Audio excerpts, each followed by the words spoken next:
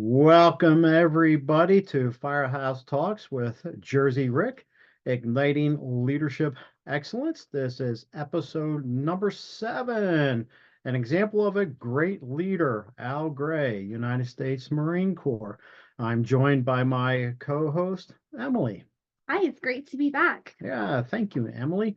So, just before we jump into today's topic, just a little bit of information to pass on. In our first 6 episodes, we've been receiving a lot of positive feedback. Yeah. And some of it has been, it sounds like you and Emily have a lot of fun when you're doing this. And I think we are. Do you? I think Emily? so. It feels like we're out to coffee. Yeah, well, we And both we are got drinking coffee coffee. right here on the table.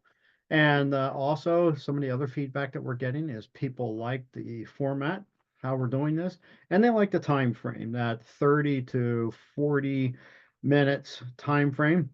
One individual said that's perfect for him because he can listen to the podcast on the way to work. Yeah. And so that's what we are striving to do. So, with that, we're going to jump into our topic. Emily, you want to lead us off? Yeah. So you said today we are going to talk about Al Gray. So who is he? Well, right now it's Who actually was? more who was Al Gray. Al Gray was a Marine, and he was the commandant, the 29th commandant of the Marine Corps from 1987 to 1991.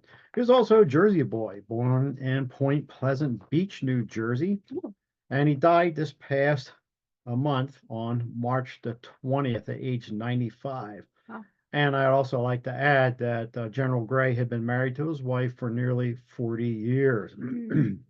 Excuse me. He enlisted in the Marine Corps in 1950, served as an enlisted man for a couple of years, and then he was commissioned a second lieutenant in 1952. He had a total of 41 years in the Marine Corps. Wow. And so I just want to read a short segment from his obituary that was released by Headquarters Marine Corps. So, quote, over the next 41 years, Gray established a legacy of heroism in combat, deploying 8 times to lead Marines in dangerous missions, several of them clandestine.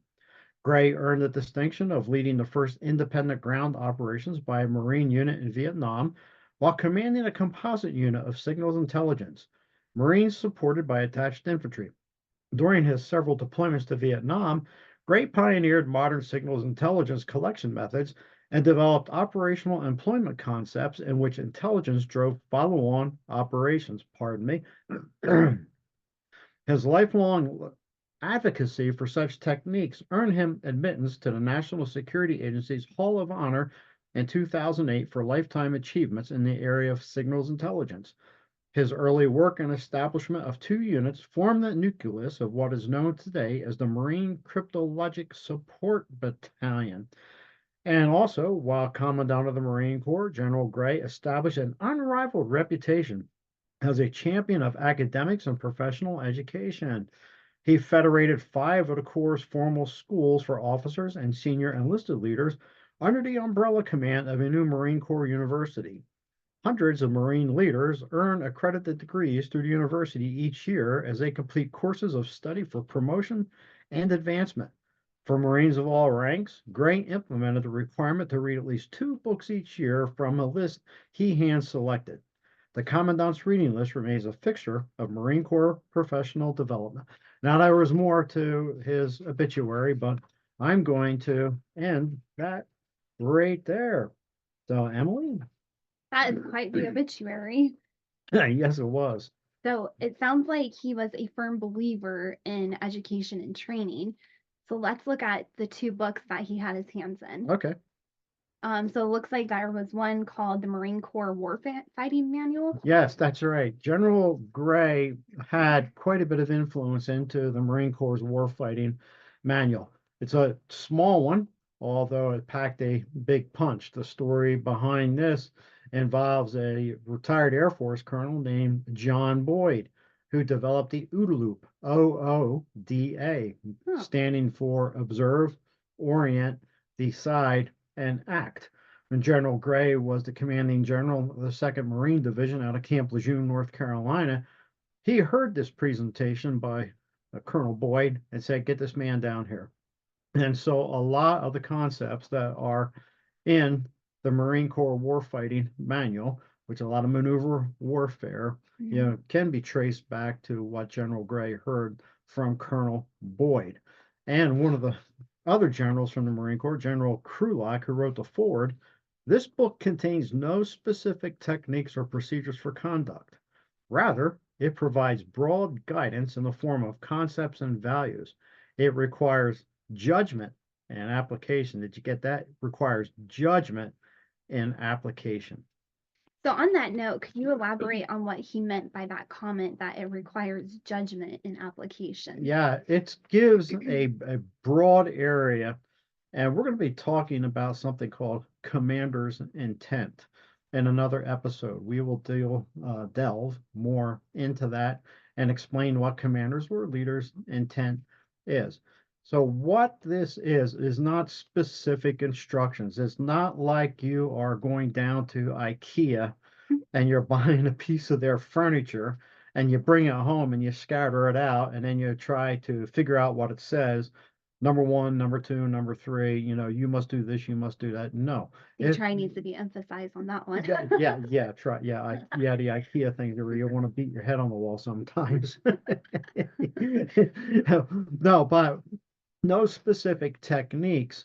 But what it does, it requires judgment on the part of people who are exercising it. The leader's intent requires judgment.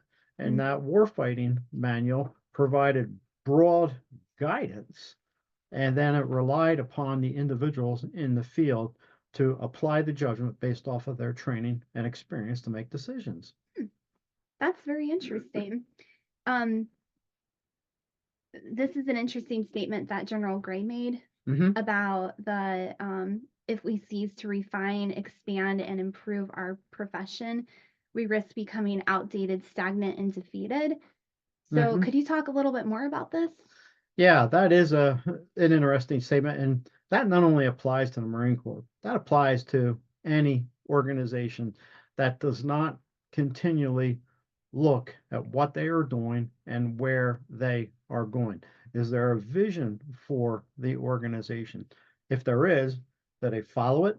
Do the people in the organization know about the vision?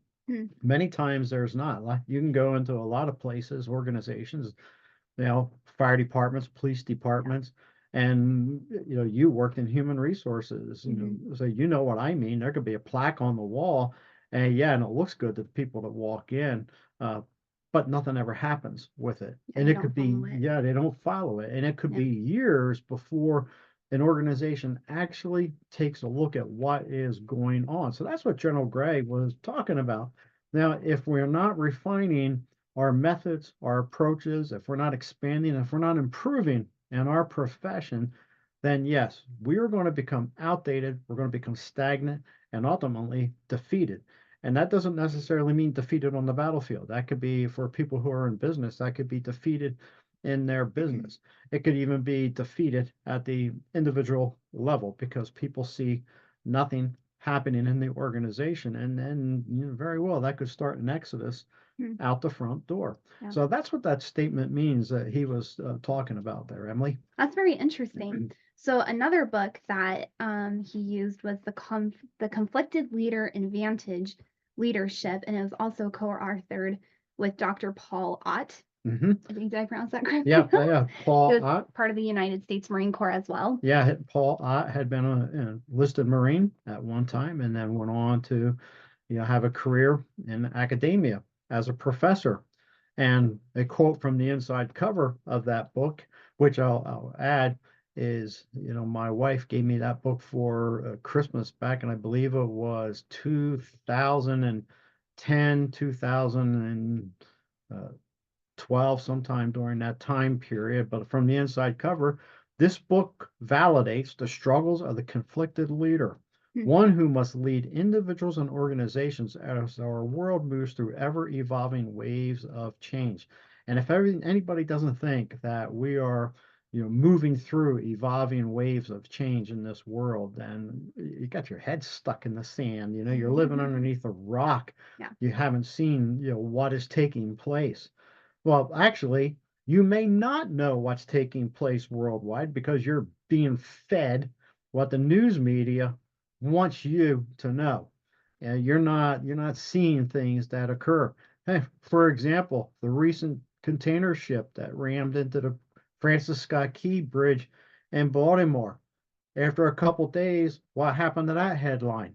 It disappeared, didn't Mm-hmm. it? Yeah, Yes. yeah.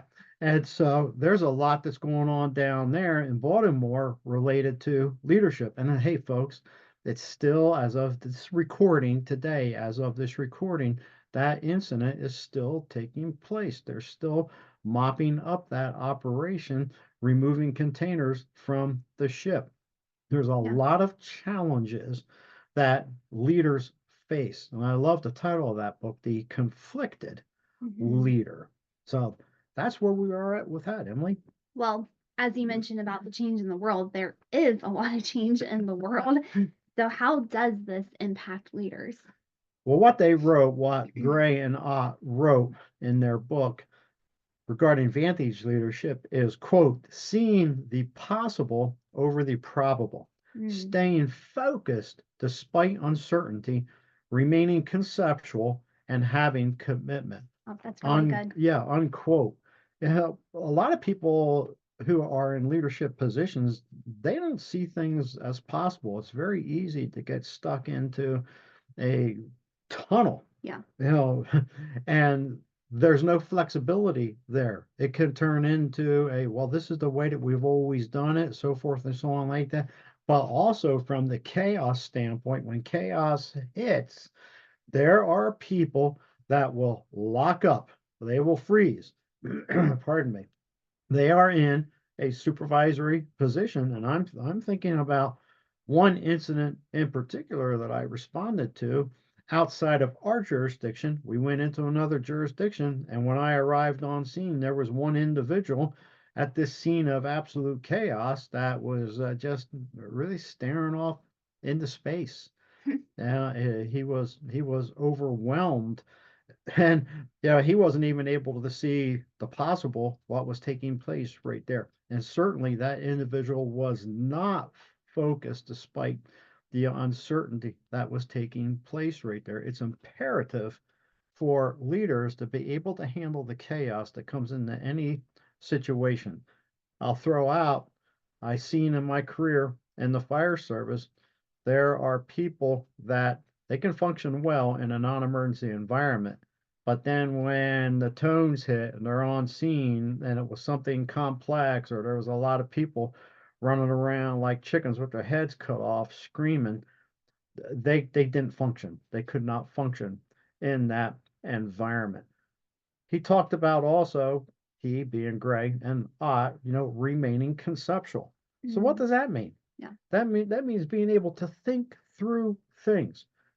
Can we do it a different way to overcome the challenges that we are facing here? And I want to jump back to the word uncertainty Yeah. also. There's not a lot of, excuse me, there's also not a lot of uncertainty in the world.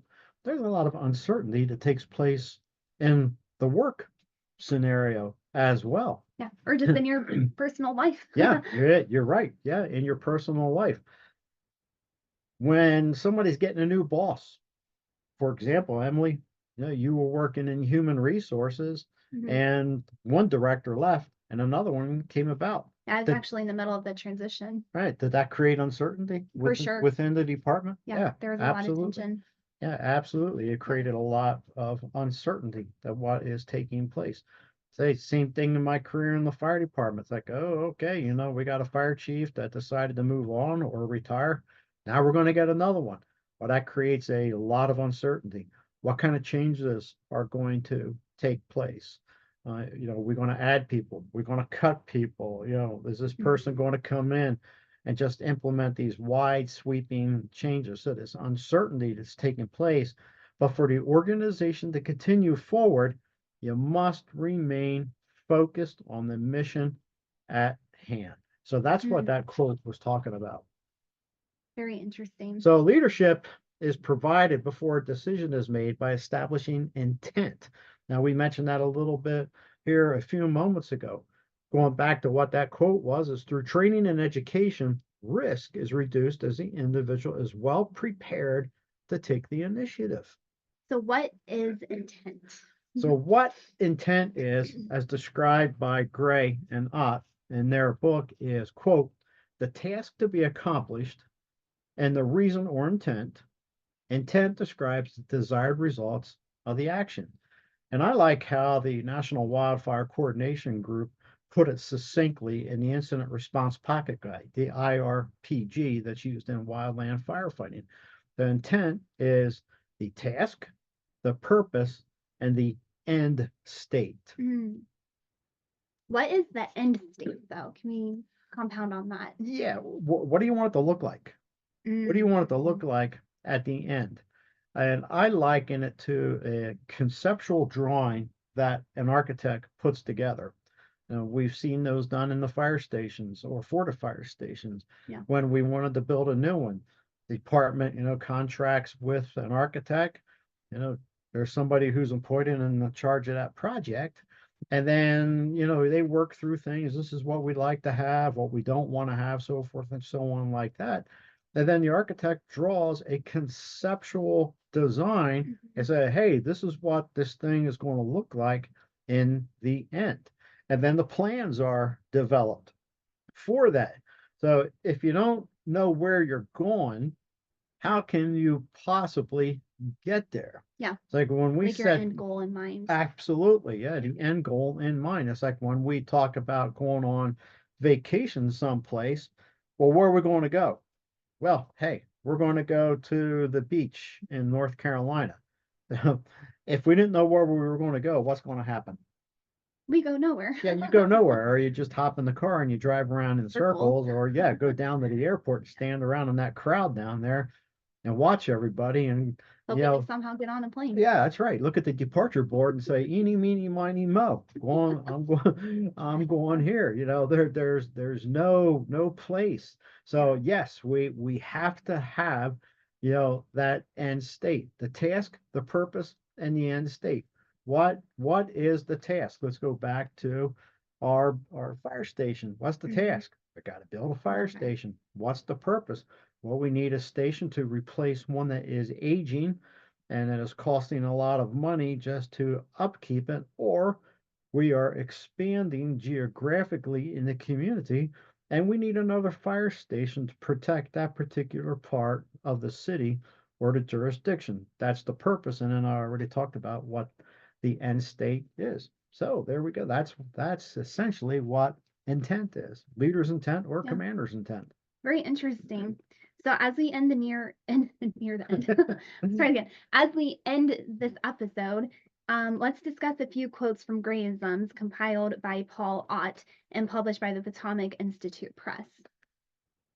Yeah. So one of the quotes is, anybody have any questions?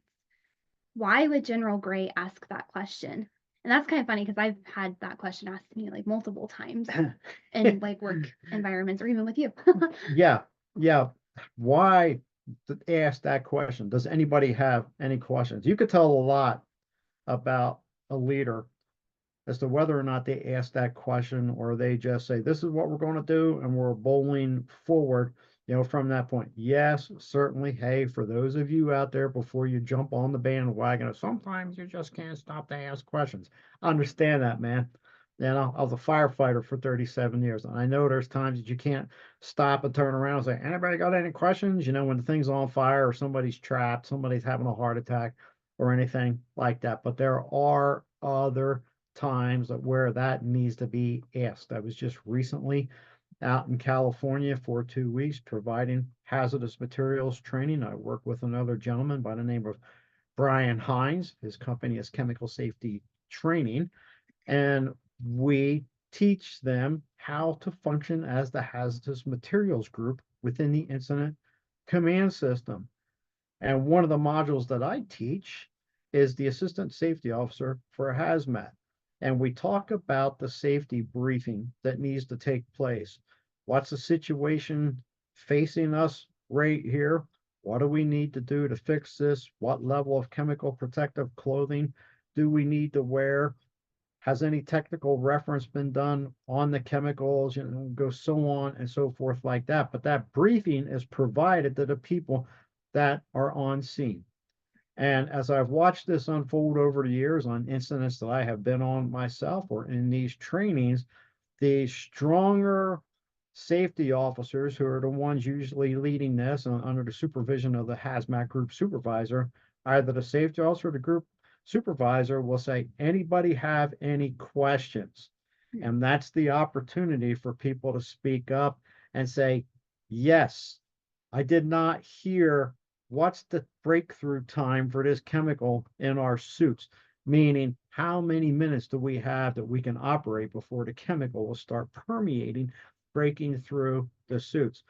That'd be a really important question. That's a very important question. Or say, have we talked to anybody here on scene from the facility or the trucker, those type of things.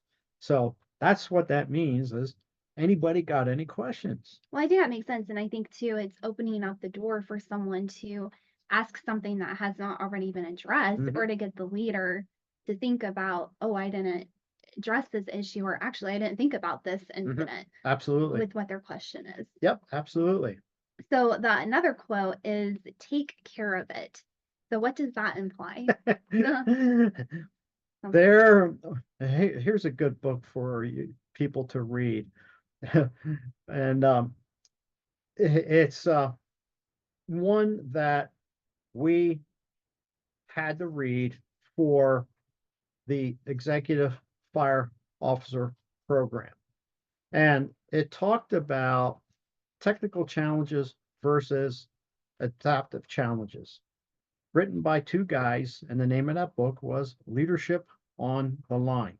So take care of it. How many times, and maybe some of you listening to this, you've fallen into this, somebody who's working for you, somebody in that chain of command below you, comes to you with a problem, and they expect you as the leader to handle it. Yes, now there are times as the leader, as a supervisor, you do have to address that problem, but we have to have enough wisdom and discernment to know that it is something that particular individual who's bringing forward, that they can take care of it. And it may also come into line with a confidence issue. Somebody is like, I'm not sure if I know how to do this. And as a leader, we need to mentor people. We need to help them along. So here you go. I'm going to give you a few tips and some advice. Go take care of this issue. I like delegating the responsibility. Yes, it is. So what I have seen throughout the years is lots of times it's somebody comes up with a brilliant idea, but they want somebody else to carry through. Yes. With the idea. It's like when I got promoted to battalion chief the first time, somebody said, "Hey, chief, we really ought to get together more as a shift off duty, have more social activities." I said, "That's great. That's a great idea. So go ahead and take care of that."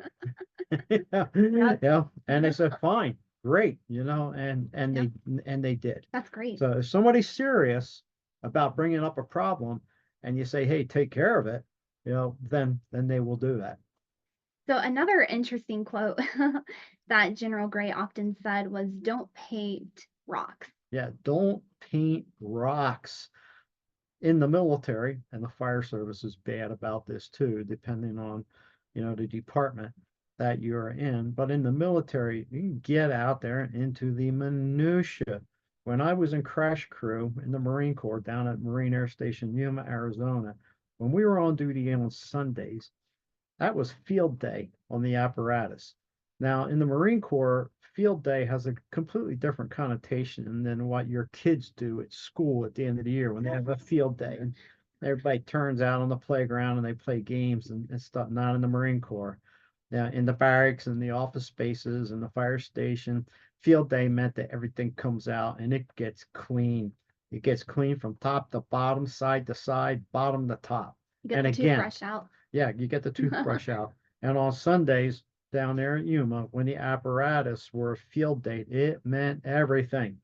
And then on Monday morning, one of the gunnery sergeants, for those who don't know what the gunny is, would show up a creeper, put on a white pair of coveralls and a white glove, and get up underneath the rigs and run his finger along the frame rails and places like that.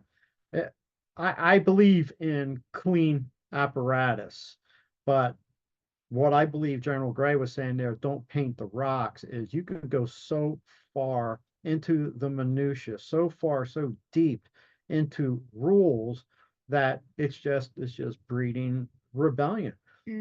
As my wife and your mom finally says, uh, rules without reason breeds rebellion. Yeah. So don't paint the rocks. Don't get so far out there in the minutia. Because I also was in the Air Force, and I remember down in North Carolina, the commanding general of the 9th Air Force was going to come visit, and he was going to stop by the fire station. We cleaned everything. I mean, we spent the entire shift cleaning everything. We go off duty the next day. General Creech shows up. We come back on duty, and we're asking, hey, what happened? The guy walked in the firehouse, said, you guys are doing a good job, and turned around and walked out. Yes, we were prepared, but that thing of painting the rocks can go entirely too far. Yeah, that makes sense. So one of the last quotes that we're going to talk about is General Gray said, quote, "In my humble opinion, the military is going overboard on information and underboard, if that's a word, on knowledge. And we ought to concentrate more on knowledge and what that means and less on information," end quote. So as we talk about this quote, how does that apply to us and our listeners? We are inundated, absolutely inundated with information. Yeah. If we returned to America 100 years ago, 150 years ago, we have more in our hands in seconds than what they had in years. So there's just information, information, information. And some of our hazmat classes that we do, technical reference is researching the chemical. Now, folks, chlorine is chlorine is chlorine. And I have seen people step into those roles for technical reference. And 45 minutes later, because we'll let it go to a certain point, 45 minutes later, they're still researching one of the most common chemicals that is found in society. And because they're going into this resource, that resource, this book, this online, more information, information, information. We can suck in and absorb so much information that nothing is getting done. Yeah. Absolute nothing is getting done. So that information doesn't equate to knowledge. Where does that knowledge come from? Experience, but also training. What do we do with that information? Is it just being absorbed and it rattles around inside our Mark I brain housing group? No, you have to act on it eventually in order for anything to get done.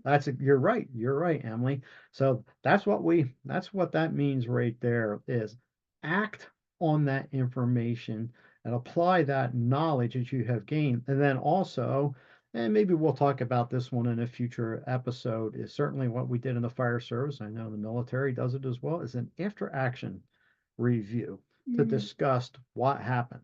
What was planned? Did it go according to plan? What can we do later on in the future? So that's it for episode number 7, but we're not finished talking about leaders intent. We are going to delve into that a little bit more in episode 8. We'll talk about this and look at some examples to help our listeners better understand the concept and apply it to their lives. But Emily and I would like to thank everybody for tuning in and listening to this episode of Firehouse Talks with Jersey Rick, Igniting Leadership Excellence. This is a production of the Fire Officer Leadership Academy. Please visit our website at www.fireofficerleadershipacademy.com and see how we can help you grow and develop in your career as a professional. So until next time, thank you very much. Bye-bye. Bye-bye.